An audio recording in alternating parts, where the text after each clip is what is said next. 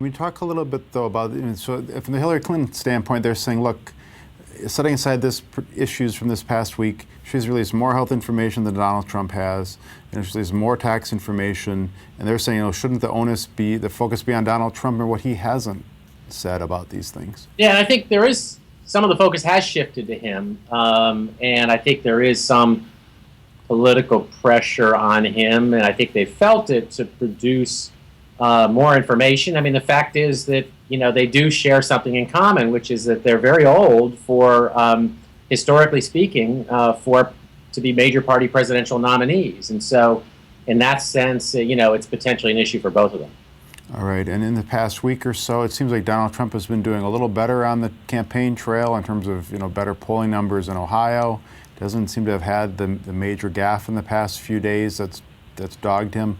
Is he doing anything different, or what's going on from his side of things? Well, I mean, it's not a high bar to clear to avoid a big gaffe for a week. So that's going to happen.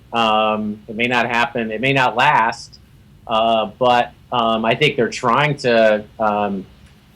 They're hoping that he, and a lot of Republicans are hoping that he is a more disciplined candidate, quote unquote, from here on out. That the race has narrowed in the polling. I mean, the big unanswered question and the trend in the polling is that, over time, if you step back and look at it, I mean, this race has ranged from a very, very close and almost even race to a 5 or 6 point Clinton lead over Trump, and everything in between. And we don't know. We know what Hillary Clinton's ceiling is. We know that she can carve out a lead of 5 or 6 points. We don't know what Donald Trump's ceiling is. So we don't know if his best number is going to be, head-to-head, even Steven with Clinton, or if he's capable of running ahead of Clinton, not just in an isolated poll here and there, but in multiple polls. And just like if you look at it on a state-by-state basis, the only 2 states where Donald Trump has showed up in the lead on more than just 1 or 2 occasions are Ohio and Florida, the only 2 battleground states where we've had a lot of polling. In all the other states, Hillary Clinton has been ahead in virtually all the polling. So that has to change for Donald Trump, too. I mean, he's doing better. There are more polls coming out now showing him ahead in Ohio.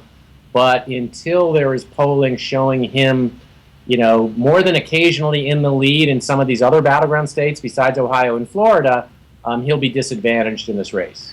All right, and let's take a look at a story you're working on that's going to run over the weekend about undecided voters here and I presume elsewhere too. But how do they compare to 2012, and what are you finding so far? Yeah, so we're sort of taking a deep dive into the undecided vote in the Wisconsin polling. Obviously, it's a phenomenon nationally. I mean, it's really striking how much bigger that share of voters who are undecided is compared to 4 years ago. In Wisconsin, it was about 6 or 7%, and now it's almost 20%. So it's almost 3 times bigger.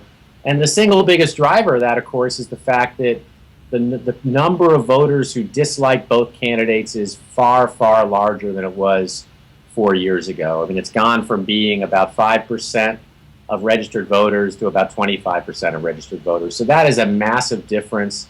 It creates a lot of uncertainty in the campaign because not all these people are voters, are going to vote, but some of them are. And to the extent that they play a role in how they swing, it's a tough sell for both candidates because these are, by definition, voters who aren't happy with their choices. They've had a very hard time making up their minds, and so it's hard to predict what they're going to do on Election Day.